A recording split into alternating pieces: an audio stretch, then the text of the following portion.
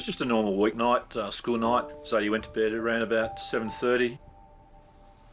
I'd been nagging her to get to bed because it was late, and she was trying to get all her Christmas cards written for her friends in her class at school. It was around about 9 o'clock and my wife said, Zaidee, get that light off and go to sleep. And she'd not long been in bed. She came running out of the bedroom screaming, saying she had a pain in her head and she was asking me to fix it.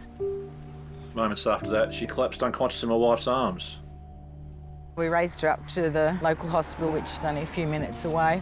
Within seconds, there was 12, 13 people around Zaidee trying to work out what was wrong. 20 minutes later, they sat us down and said, unfortunately, there's a bleed in Zaidee's brain, and we're going to call for an air ambulance to fly down to Royal Children's Hospital for emergency brain surgery. You could hear the bipping of the machines and stuff that Zaidee was on. And at one stage, the noise changed in the machine.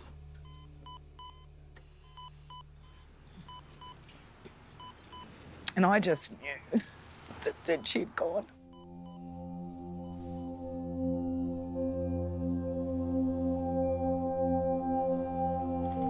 So when we arrived at the hospital, they took Zaidee in for an operation to see if there was anything that they could possibly do. 3 hours after they came out and said, unfortunately, the bleed is too severe. And Kim and I just sat there for about 45 minutes holding Zaidee. She looked the same. She was our little daughter, she was a little girl, but she was dead.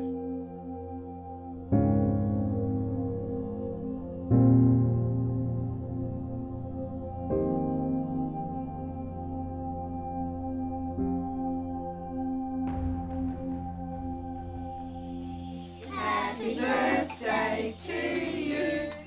Happy birthday, dear Zaidee. Happy birthday to you. Hip hip. Hooray! Hip hip. Hooray! Hip hip. Hooray!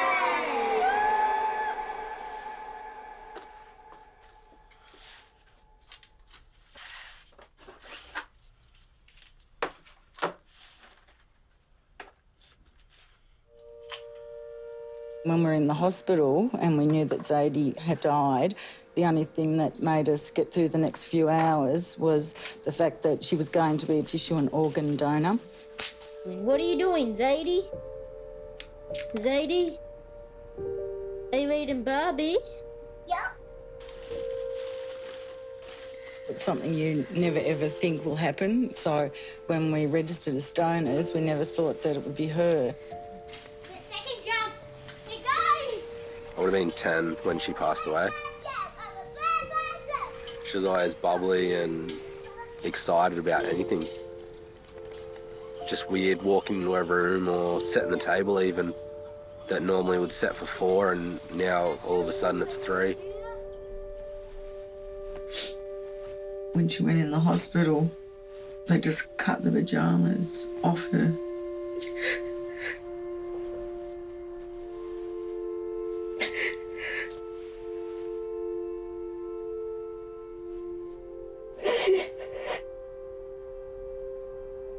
They've got her smell.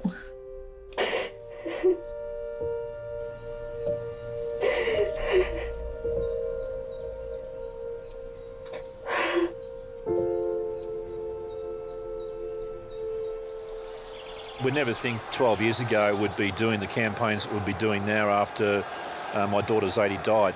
The Australian One Day team are promoting organ and tissue donation awareness by using Zaidee's rainbow shoelaces. These were Zaidee's baby shoes when she was small, and she actually had rainbow laces in her shoes. Zaidee was the only child in Victoria in 2004 under the age of 16 to be an organ and tissue donor. It's a hard conversation to have, especially young guys. You feel that you're invincible and you're going to live forever, and it's not something you really think about. Death is pretty grim.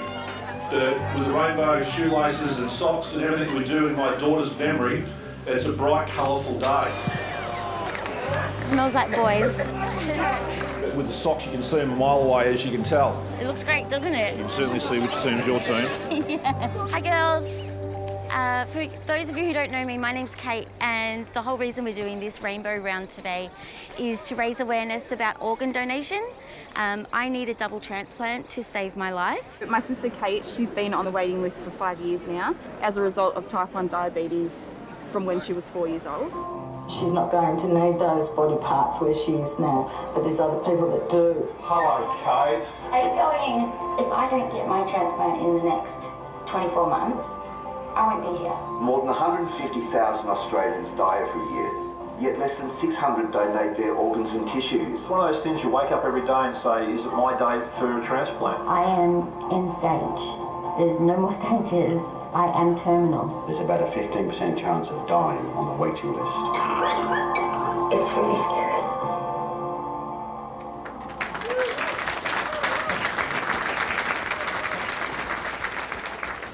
When she was 6.5, she turned to Mum one day and said, Mum, if anything happened to me, I think I might want to donate my organs to other kids. 7 months later, she donated both the corneas to 2 4-year-old children that had eye problems since birth. She donated both the kidneys to a middle-aged mum, someone in the 40s that was on dialysis for 6 years. She donated a liver to an 8-year-old girl. She donated a heart valve to a newborn baby that needed open heart surgery. And if Zaidee didn't die at that time, that little baby may not have lived.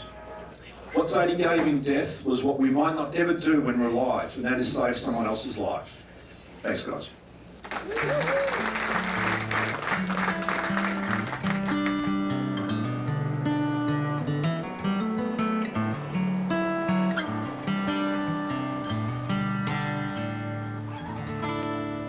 I vomited so bad this morning. I've been vomiting for 15 days now. So you told Di that, did you? No, I told them no. I broke down today. I said, I've had enough. And I said to them, I'm at a point now where I want to say, don't even do the dialysis and just let me go. I'm over it. I'm dead That's set not over even it. up for consideration. So Mum, I know you've got to let me vent and say these things. Yeah, I know, but I just don't like to hear it, that's all. Yep. Well, I'll just go top of the tree. I used to be so optimistic, and it's really hard because I always put on this act that I'm okay with everything. I know you've got a vent and everything. It's very hard to hear you say those words, that's all. Mum, it's been 5 years. There comes a point where you have to go quality over quantity, and there comes a point where you go, I've had enough. I know you've had enough, but you've got to keep fighting. You've just got to. For who? Who am I fighting for now? You. No, I'm not. I'm telling you now, I'm not. Today was a bad day. I feel like I'm at breaking point, and I'm only fighting because I don't want to be a coward and let them down. I'm honestly not fighting for me. I haven't been fighting for me for about 18 months.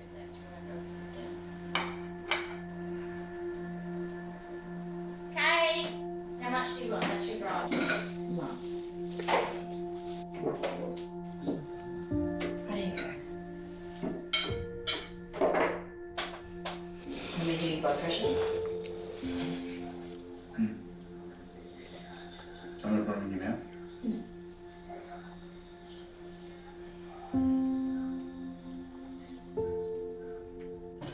Yeah.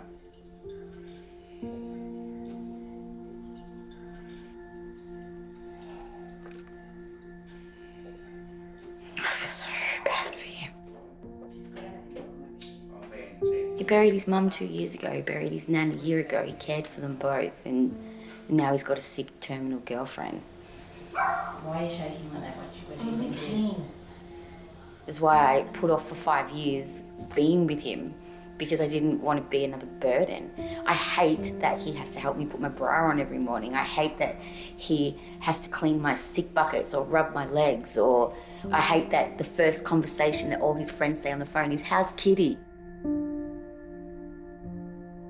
We have days where I have to beg her to keep breathing. I've been in that hospital holding her hand, and she's begged the doctors to let her go. And I've got angry and said, "You're not going anywhere, cut it out." Not an option. And it's not an option, and don't even think about it. There's been many of those days. And they're the days that they get there. Yeah. I think sometimes about withdrawing from dialysis. One of my close friends that was on the machine, she withdrew not that long ago. and sometimes you feel like there's not really a light at the end of that tunnel. You feel like it's just a tunnel. I can see why people withdraw from it, and it wouldn't take long. I mean, apparently it's a reasonably peaceful death because you basically drown in your own lungs. But I don't know, I just get fluid overloaded on a Sunday night sometimes, and I just have trouble breathing, and it feels horrific to me.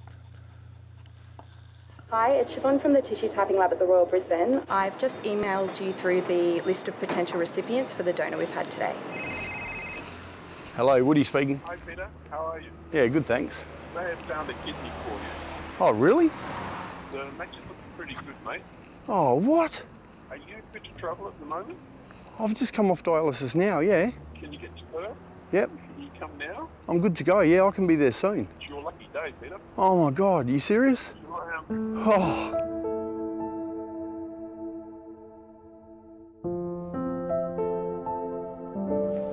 So it's going to be a bit of a roller coaster ride for the next few weeks. Doing it for a third time's quite a complex business. So we're not expecting it's going to work straight away. Okay. Often happens when the kidneys have to be stored and shipped a long distance. Only about 1/3 of them are going to work straight away. So it's likely you might have to stay on some dialysis. Yeah, oh, fingers crossed, eh? When I was 11, my kidneys failed and I ended up in hospital. It turned out that I had this autoimmune disease, and it means your body's immune system's attacking itself, basically.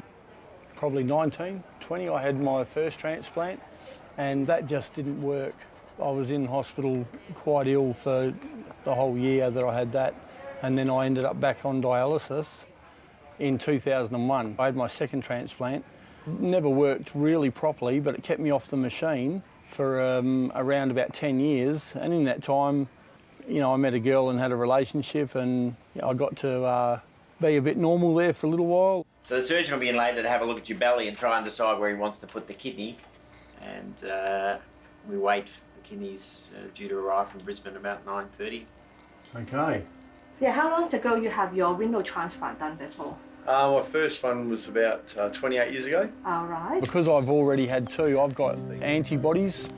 Everybody has their own antibodies in their system, but I've got the antibodies of myself and two other kidneys. So it's going to be a bit of a harder match. And my doctor said I've only got really like a 1 in 5 chance of living past 12 months. Hello, sweetie. How are you? Can I go and stay here, Mama? Hello, mate. Can I go and stay here? Hey, Noah. Hello, little man. My day's been great, thanks. But I've been getting so tired, I'm barely able to keep my eyes open. Oh, thank you. Good night, darling. Thank you. Love you too, darling. Thank you for everything. See ya. Bye. Just beautiful. I might see him grow up to be the age that Cara is now. You know, to think that I might see him go through school and go through high school and friends and camping and all that kind of thing. I never thought I'd see that, you know.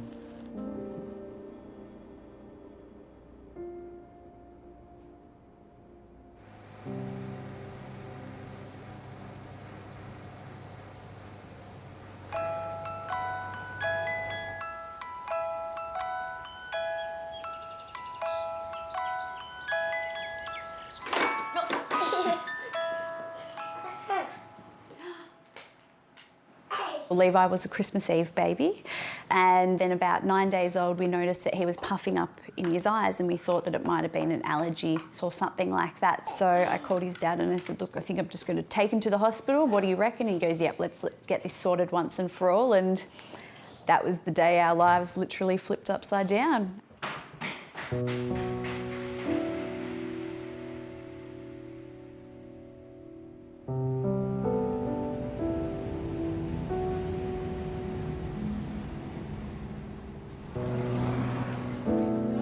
Levi is now 17 months old, and we've been coming to Monash Children's for 16 months straight.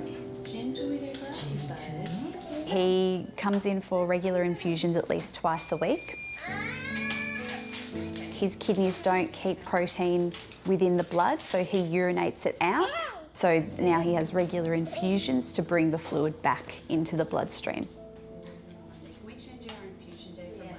next Monday he will actually be having his first major surgery, which will be where they remove a kidney.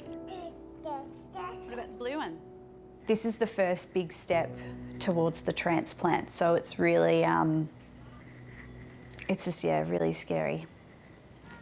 G'day, I'm Bill Mully. Nice to meet you, I'm Alice. How are you going? Have a seat. Thank you. All right, how are things going? Yeah, not too bad. Yeah, you've just seen the surgeon. Yes, Levi needs to grow a bit more. There's enough room for the kidney to go in, but it'll be pushing it. So he's going to have a kidney taken out soon? Yeah. So did he also have a look at you from a surgical point of view? No, he just asked us which one's donating and we kind of just went, well... Are you a smoker? Yes. And are you a smoker? No. Currently smoking? Yes. And do you drink alcohol? No. None? None. So one of the non-negotiables for our unit is quitting smoking to be a donor, and that's... Have you ever had problems with blood pressure? No. You said there were no kidney problems in the family. Anything else that runs in the family? Most of the family's died of old age, so... So with the tissue typing, what they look at essentially is 6 antigens and see whether they match between you and Levi. What is good for Levi about your tissue typing is that your 6, each one match Levi. That's good. So the implications for that are that if you donate to him, then he's unlikely to form antibodies. Then rejection is much less likely than if he gets a kidney from his dad, where he does have differences. So it's good in that way.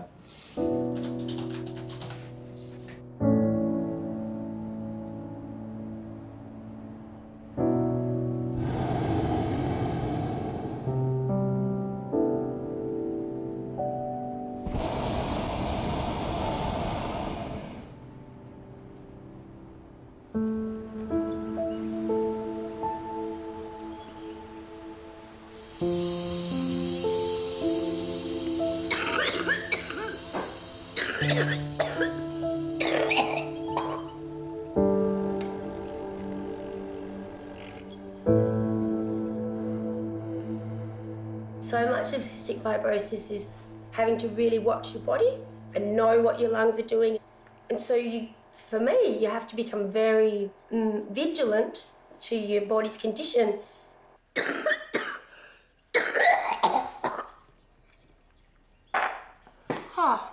And how easy that is for me to slip over to be really anxious and hyper-vigilant. And it feels very self-obsessed and very self-absorbed, especially not being able to work now.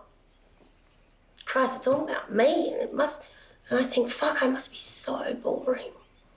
All I'm doing is coughing and banging on about coughing. And the coughing or talking about it. It's like, shit, it must be so boring. Yeah, but it is boring, actually.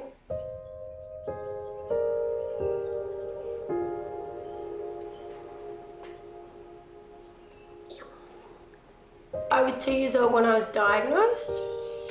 I grew up hearing, oh, you'll be dead at 21. But I was quite lucky because I stayed well very young, so I went to uni and worked and deliberately had a child very young so that I could spend as much of my life with her as possible. For her, it's normal. It's what she grew up with. It's what she knew. When she was a baby, she'd be in hospital with me growing up there for some parts of it.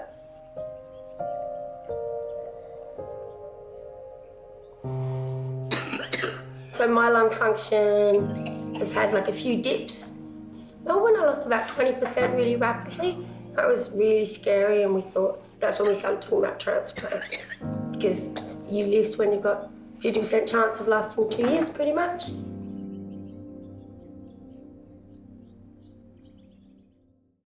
There are 1,600 Aussies on our organ donation waiting list at any time, but we're still only 20th in a list of countries by donation rates, well behind Spain, Croatia and Belgium, all of which have an opt-out system, which research shows leads to higher transplant rates. So with the opt-out system getting positive results overseas, should Australia make the switch?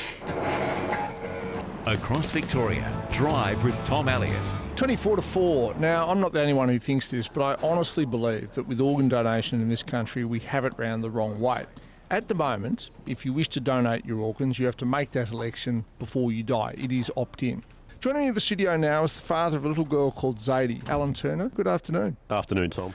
Obviously, it's a very emotive issue, the whole idea of opt-out versus opt-in. There's a number of issues, Tom. I think firstly, if you look at the leading countries around the world, out of the top 36, 25 of those countries follow the opt-out system. The top 5 countries follow the opt-out system. I think if you're in a situation that you could do something to help improve the donation rate, now this is no silver bullet, but it will allow the conversation to 18 million Australians to have a conversation, do you or don't you want to be an organ and tissue donor? If you don't, sign a form to opt out. Spain is the world leader when it comes to organ and tissue donation. For every million people in Spain, 36 people donate. In Australia, for every million, we get less than 17 people that donate. So half the rate is what Spain does. Ladies and gentlemen, welcome to Barcelona. So we're thinking, let's go out and we look at other countries around the world and look how they are successful in increasing organ and tissue donation. So my name's Charlotte. I'm one of the specialist nurses for organ donation, and I'm based in South Wales in the UK. Prior to me starting my post, I did a dissertation looking at whether the opt-out system could improve our organ donation rates. Organ donation in UK relies on family consent, and sadly around 3 to 4 patients are dying every day while waiting for a transplant. About 600 patients are dead because of a lack of organ. 27,000 patients are in the waiting list for transplantation.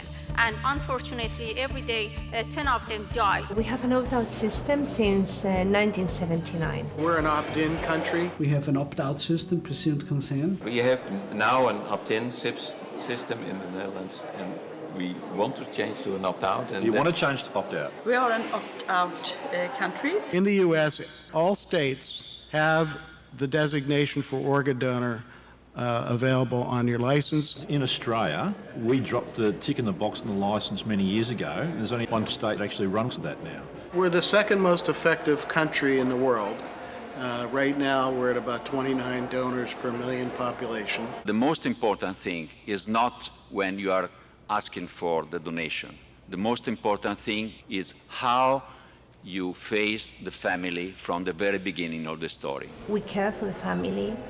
We help them understand and what that person would have liked to do. What I've seen when I speak with families that had said yes or no to organ donation, they feel a relief that they don't have to make a decision. They just have to confirm the wish of the deceased, and it's not about them, it's about the loved one that has deceased. So we don't, let's say, impose the option of organ donation, but we invite people to participate of something that we believe is good for our society, because of course we save lives, we improve the quality of life of many people, but organ donation also is an expression of the kind of community that we are. So organ donation goes beyond saving lives, it makes us be a better society.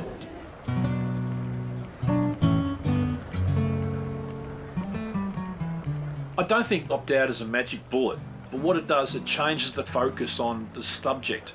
Everyone says, at the end of life, bang, you're an automatic donor. And I'm going to donate to save someone else's life. It's part of the culture, as it is in Spain.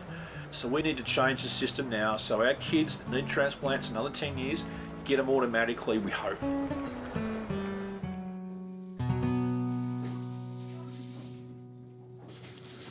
Nice shorts, Reese.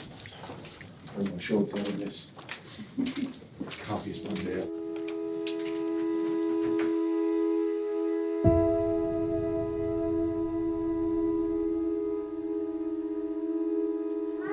I need to give you a big kiss before I go in, buddy.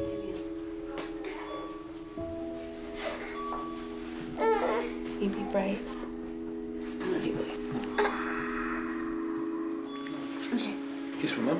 Oh, we're gonna start crying. Kiss for Mum. Good boy.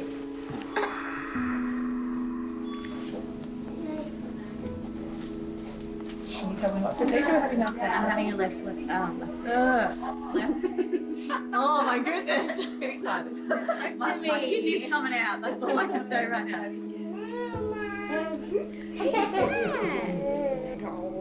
What is Nana doing? Is Nana being silly? Yep.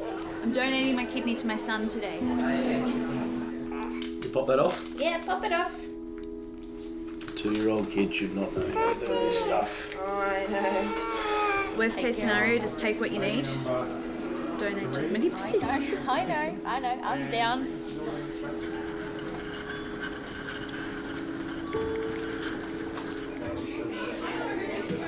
Take care of it. We will.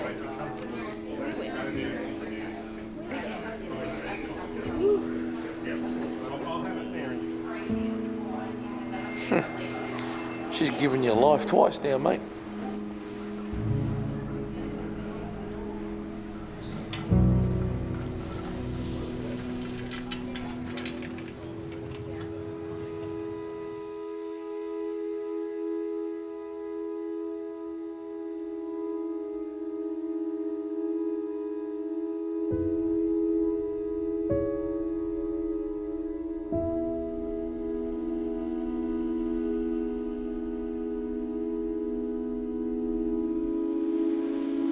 True faucet, thanks.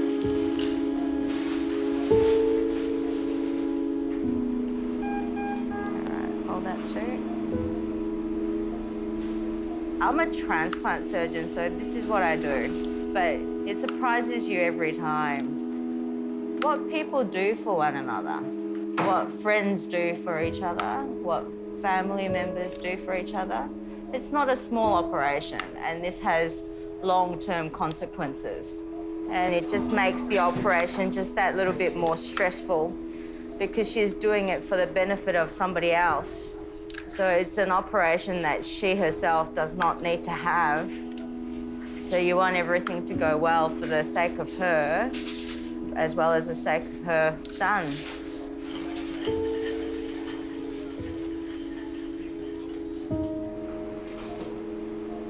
And put the gel port back on, make sure she's okay. Nice kidney, that one. That went well. Very happy with that. So hopefully it'll work well in Levi.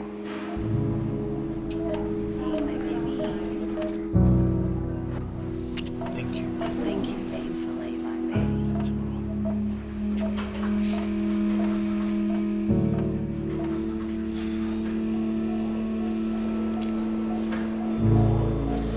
That's No, I just want to make sure that whatever's coming out of the vein is clear, which it is. Let's do it. We've got an hour. 7856274 Levi Walters. I'm starting to attach Alice's kidney onto him now. Okay, the arterial clamps, please. So far, so good. That's the kidney in here, and we're about to take the clamps off, which means his blood will go into Alice's kidney. Here we go. Clamps coming off.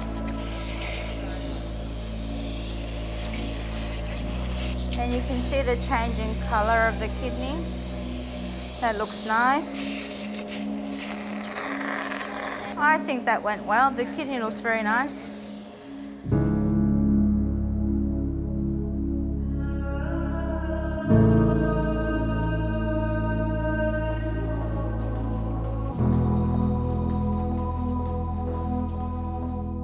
I was straight open my eyes this morning when I saw my son standing there this morning.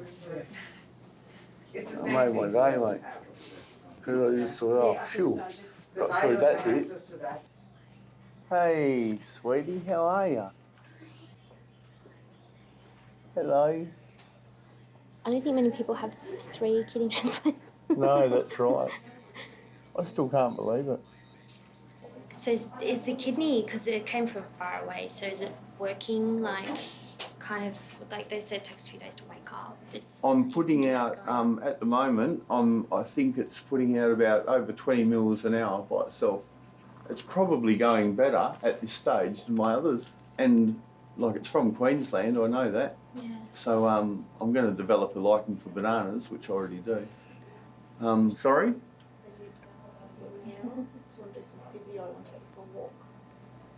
Go for a walk. I've only just got out of bed. It's okay.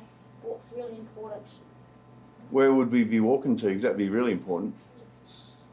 No, we're terribly excited. Oh, I thought you were talking about a cafe and a quiet little spot in the corner and an umbrella. I'd love to. Morning. How are you feeling, Peter? Feeling great. Oh, life's good, isn't it? Standing up, pushing up from the bed. Let me know if you're dizzy at all. No, I'm feeling quite good, thanks. I'm not dizzy at all. All right, exciting times. Return to the left.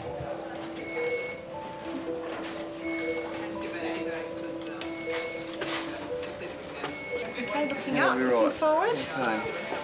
How far do you want to go? Up to the nursing desk? Yeah, as far as you want to push me, I'm right, I reckon. Okay. At 48, I'll be 49 at the end of the year. Oh, yeah, I really would just like to travel if it was successful after a year. I mean, for the first year, you know, you're constantly getting your blood monitored and all that kind of thing. But yeah, I'd love to have a full-time job. I'd love to get up at 7 o'clock every morning and go to work and come home at 5 and have a weekend. I feel like I can breathe really deep now.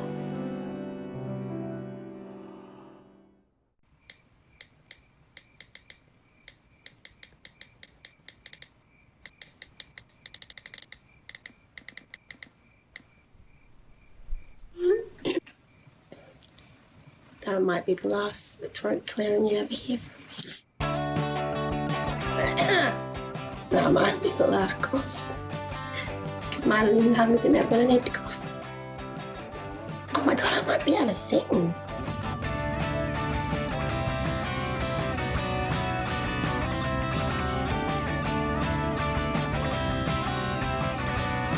Well, I'm trying to prep my body. I'm going, okay, little body, you're about to be really cracked open. Yeah, man, I'm fucking scared. And I just so grateful for these little lungs that have got me so far already. And I guess they'll go in the bin.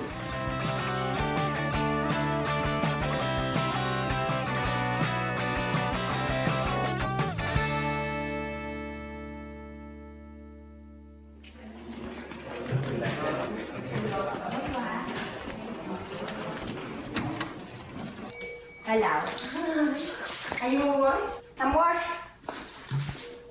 Oh, no, it's not the other thing. Oh, that was cool. Yeah, I was doing really good. Oh, you're not allowed to sit on my bed. No one's allowed to contaminate my bed.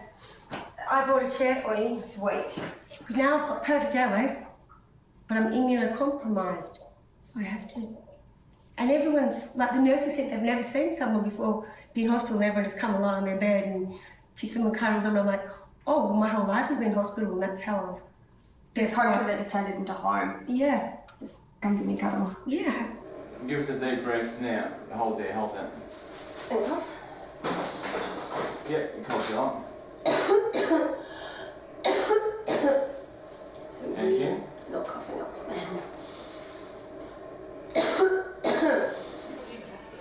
No kissing. Oh, no kissing. She got to those pyjamas we were admiring the other day. I know. Fabulous. I'm heaps better. Look, I've got no more IV drugs. So this is a chest. It's my last chest drain. Right. Gurgle, gurgle. Yeah, I don't really want it making that gurgle, to be honest.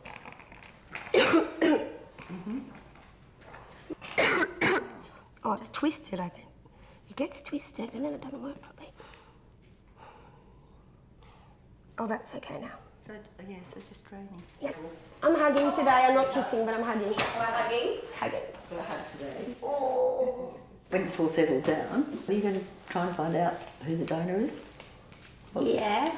I think my understanding is that I write a letter. Yeah. And I write a letter and I say thank you. And I say, we can say thank you. Yeah, and just say thank you and talk about the things that I can now do. Yes. When Mum was wasted, she was actually telling us that she wants to make them our family and we can live near them and we can be friends with their grandmas and everyone. I don't know, I just feel really honoured and that want to help with life for these lungs as well. We honour them and the person, yourself, your life and the person who's made it possible. Yeah.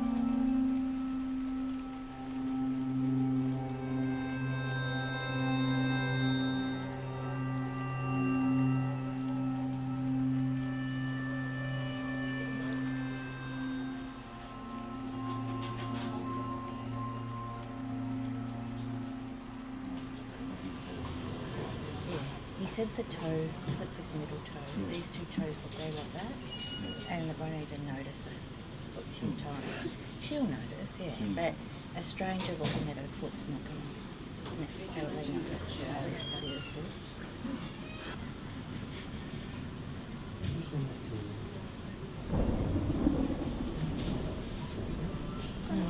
He was saying that if they do the antibiotics, it could be weeks leading into months of antibiotic treatment, and the outcome would probably be the same. And of course, the way I understood the way he said it was that would obviously take a lot longer to get her back onto the list. But then it's just better for her. Yeah. At the same time, she doesn't know who's the take.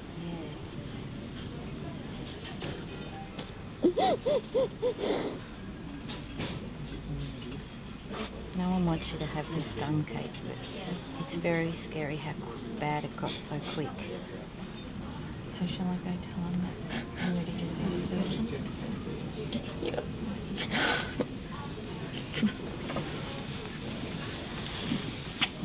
The bone comes to about here, and at the end of that there's some cartilage that will need to be nibbled away, otherwise that just won't heal because it's got no blood supply. Do we have your permission? No, it's not what you want. Definitely not what I want. No. Again. Kind of like, this is the thing with being on the list. I don't have many luxuries, and this is one that I can't afford to. I can't. No, it's not water. I have to. I don't want to die. I wouldn't be on the list if I wanted to die. It's just a lot to take in your 20s.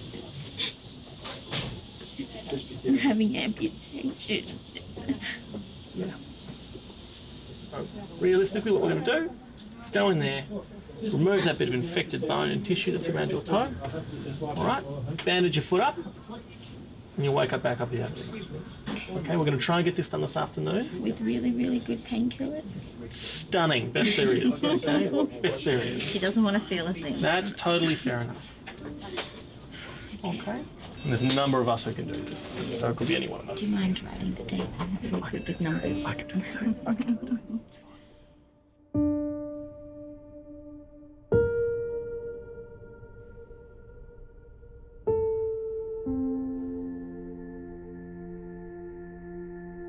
I prayed that it would get better and we wouldn't be here today, but also because I do work in hospital, and what we see generally is, which I don't share with Kate, they start with a toe, then the next toe, and then it's the foot, and it's the leg, and it just sort of keeps going. So I'm absolutely petrified that's what's going to happen, but I'm not telling her any of that. If she'd had the transplant 4 years ago when they put her on the list, we wouldn't be having an amputation today.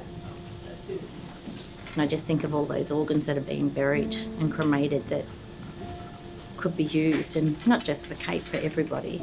It just seems so pointless and such a waste. I'll have my little breakdown when I get into bed tonight, as I always do. I tend to not cry in front of her because I want to stay strong. Come on, we've got to go to market. And that little piggy's not coming back.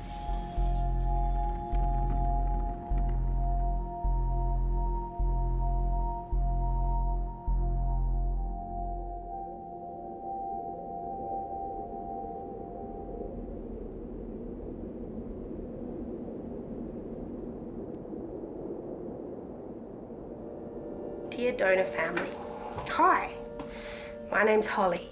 I've been wanting to write to you for so long, but I thought I'd wait till now, because tomorrow is 6 months to the day that you made the incredible and beautiful choice to give me your loved one's lungs. I'm so sorry that your family member died. You can only imagine the grief you must feel. I also wanted to say thank you. The biggest, strongest, most amazing thank you. Thank you for allowing me to continue to live, and thank you for allowing my friends and family to keep me around.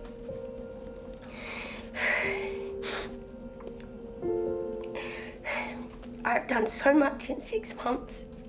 Right now, I'm over here in Victoria, visiting my daughter, who was my carer for 3 months post-transplant. I haven't been out of fire and pain for years, and I flew here. I haven't been able to go out in cold air for years. We're here up on a mountain, and I can breathe, and I can walk up steps, and I can even sing. And that's all thanks to you. With every beat in my heart and every breath in my body, thank you.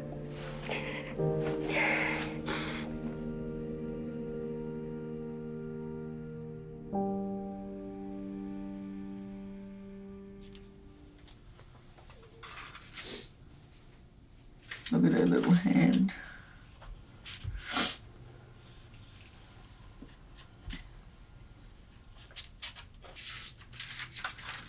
Oh. It's after her operation. She was just as perfect. All she had was that little bandage that went just down the front here. And that was the only way you could tell that she'd already given all her gifts.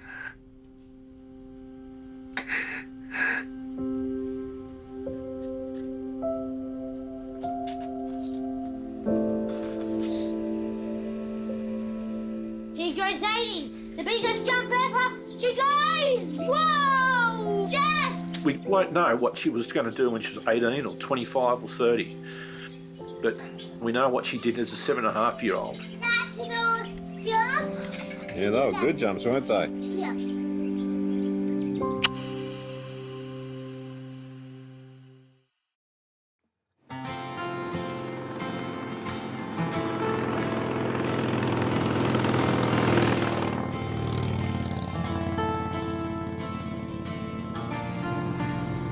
Before the transplant, doing the dialysis 3 days a week meant that you couldn't go away on overnighters because I had to be at dialysis first thing in the morning. Nearly 2 years after the transplant, I'm feeling good, I'm feeling healthy. I've managed to go down and see snow for the first time. I went and climbed Bluff Knoll down in the state south. That's snow, brother. I've also managed to ride across Australia, ride across to Canberra on my bike and see my daughter and my grandkids. I don't even Yeah, it was just amazing. That's been the biggest change, that free time and not being trapped. Especially because I did it for so much of my life, I reckon. I don't think now I'm back to a normal life. I think now I've got a whole new life.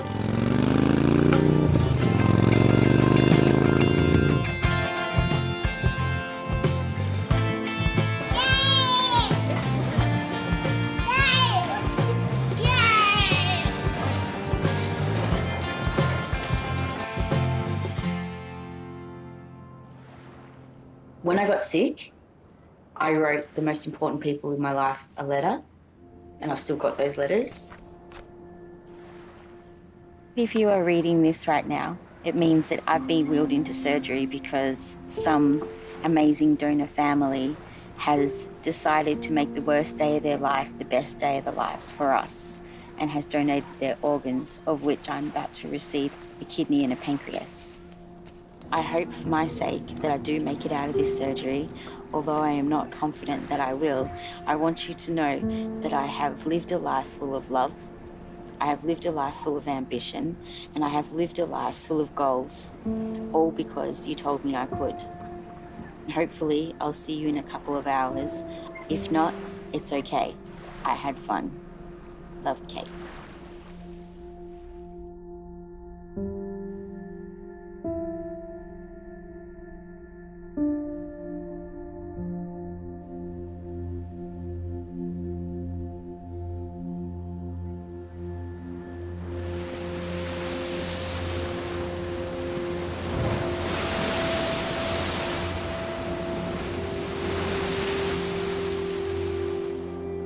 The ceremony tonight is a thank you and an honouring of the people who've donated organs and their families. So the families come to honour their loved ones.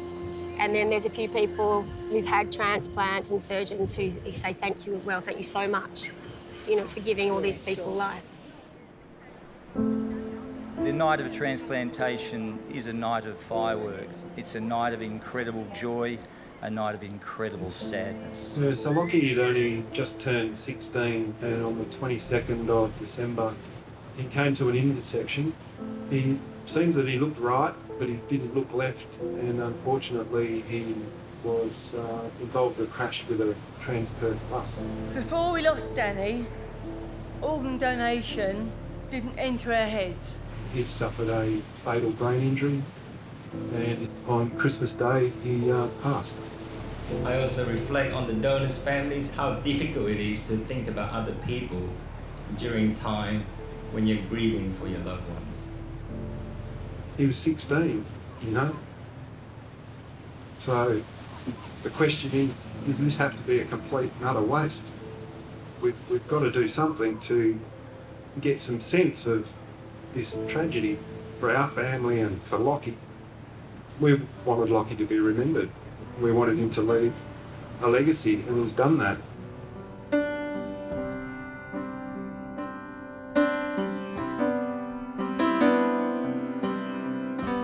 Like a freeze-dried rose, you will never be what you were to me in memory.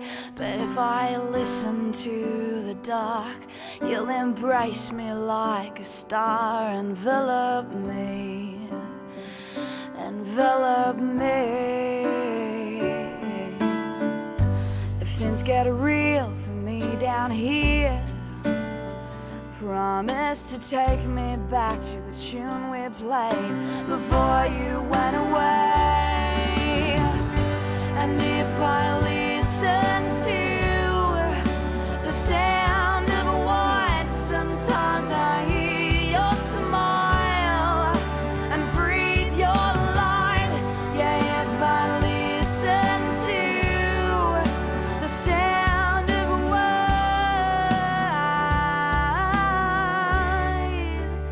you're my mystery, one mystery.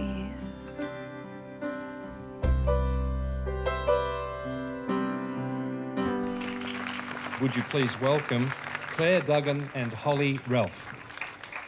Yeah, I've got cystic fibrosis, which causes respiratory failure as the most common cause of death. And weeks in hospital at a time? Yeah, I'd spend weeks in hospital at a time, and a CF would underpin everything I did, every decision. It's because any plan you make at the drop of the hat would just be over. You're in hospital for a month.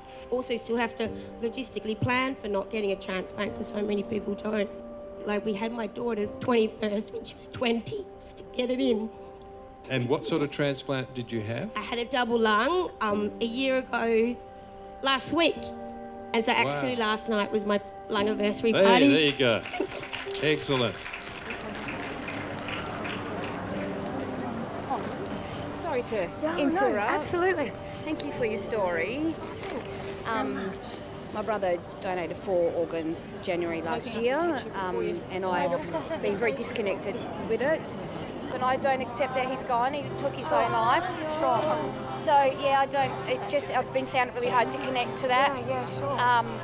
But anyway, it's a process, isn't it? If you just want to chat and that helps you connect, or yeah, I'm really happy to. So I'll leave you with that. Check out my page. Let me know if you're going to be coming up. It's amazing. Why don't give you a cake? Said I can't cook. It was really lovely to meet you. Thanks for sharing. My brother Mark. His brother's not. You came up and asked when you had your transplant. Yeah, February the 26th. I think that was your family. Oh, God. Can I cuddle you?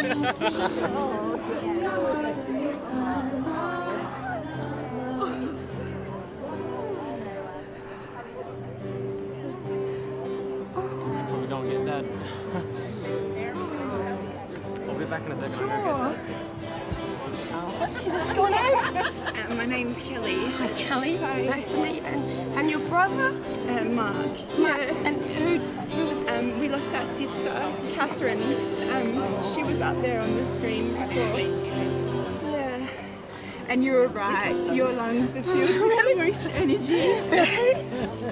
And she never smoked, never drank. She took care of your lungs. So You have the most beautiful life. I made this promise. I'd give these lungs the best life I could.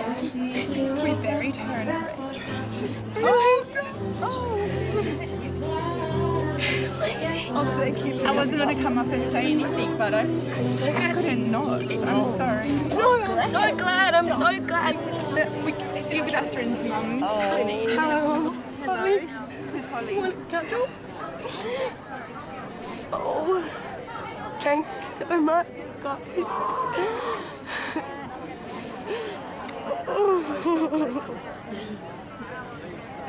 All these little lungs must love God. Thank you so much. They must realize my mum. They will be so happy. This is my mum, Peter. Right, Catherine's dad, right. Hello, Rod.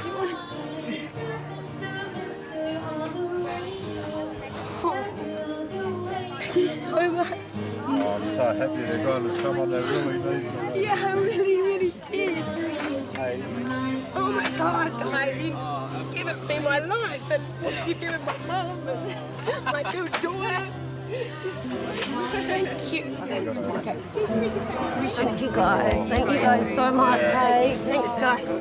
Yeah. We'll let you go, Holly. Yeah, we'll let you go. Thank you so much. Oh, no. Thank you. Bye.